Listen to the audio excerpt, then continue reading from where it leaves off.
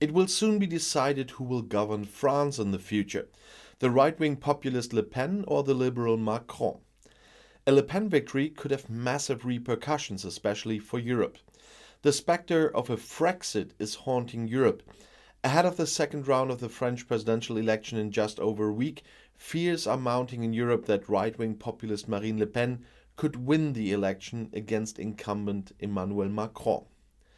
The 53-year-old denies that she wants to take France out of the European Union, but her plans read like a blueprint for it. The Franco-German partnership would also face a crucial test with Le Pen. Luxembourg's Foreign Minister Jean Asselborn, at 72 years old, by far the longest-serving chief diplomat in the EU, doesn't mince his words. He sees France in a kind of political civil war.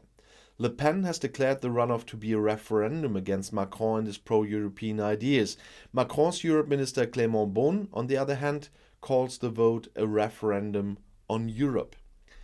The two candidates and their programs could not be more contradictory.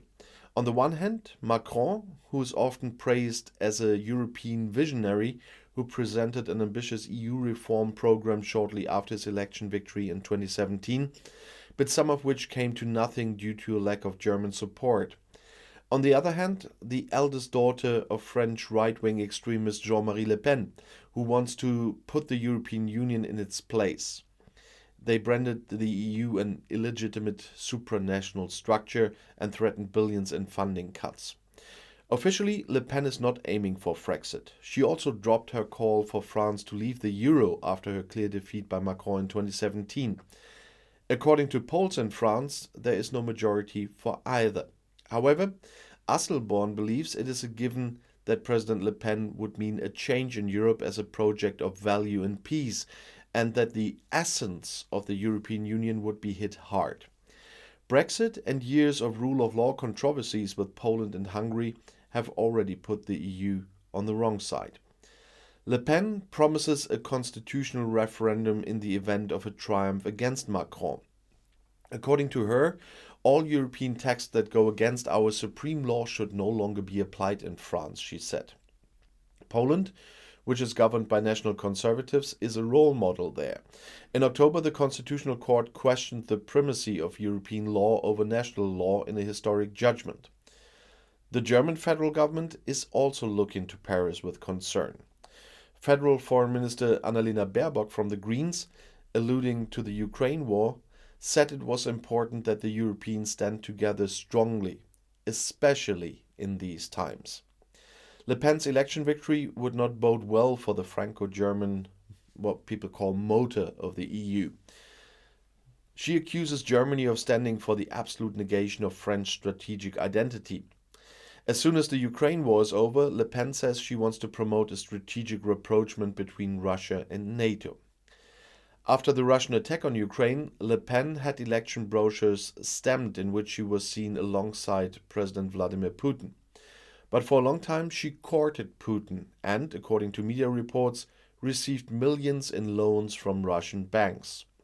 Le Pen's prospects have been met with enthusiasm by the German extreme right-wing AfD and the extreme right-wing Lega party in Italy, which sit in a parliamentary group with Le Pen's Rassemblement National in the European Parliament.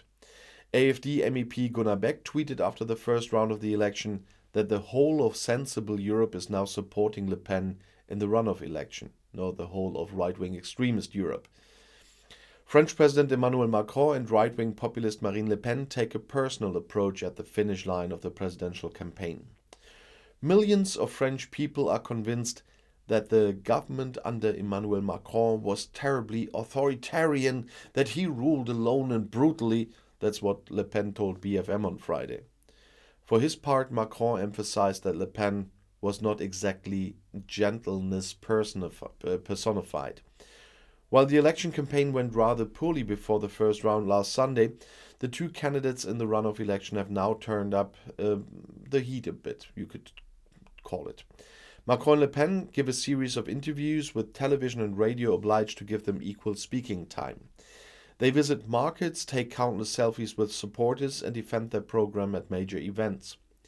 In front of 4,000 supporters in Avignon on Thursday evening, Le Pen called for a dam to be built against Macron's second term in office.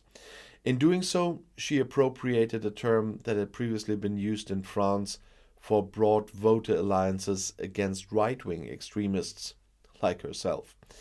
In the past week, Macron has sought contact with the population in the neglected north and in Alsace, where Le Pen and left-wing populist Jean-Luc Mélenchon have done well. He also visited a factory for wind turbines, a nod to Green voters who are missing climate policy concepts in his program. Macron wants to catch up on what he missed before the first round, says Céline Braque, head of the Odoxa Polling Institute. Above all, he's trying to get rid of the image that he's snooty. The only televised debate between Le Pen and Macron is scheduled for next Wednesday. In their TV debate 5 years ago, Macron let his opponent run up. Le Pen should be better prepared this time. According to the latest polls, Macron can expect 53 to 56 points in the runoff, significantly fewer than in the previous election, which he won with 66% of the vote. And to be honest, this is a very decisive vote for Europe as well. And there is a danger of getting another right-wing extremist as the head of state and government in a European country if people behave like on the day of the Brexit referendum. So if people feel too sure that their candidate, if it's Macron, is going to win, they might not show up. In this election, it is absolutely important that everyone who has a vote will grab his right and her right to go to vote, because that will be a very close one and the race is open as hell, and I personally don't want to see a right-wing extremist at the helm of France. And I'll see you in my next video. Bis gleich.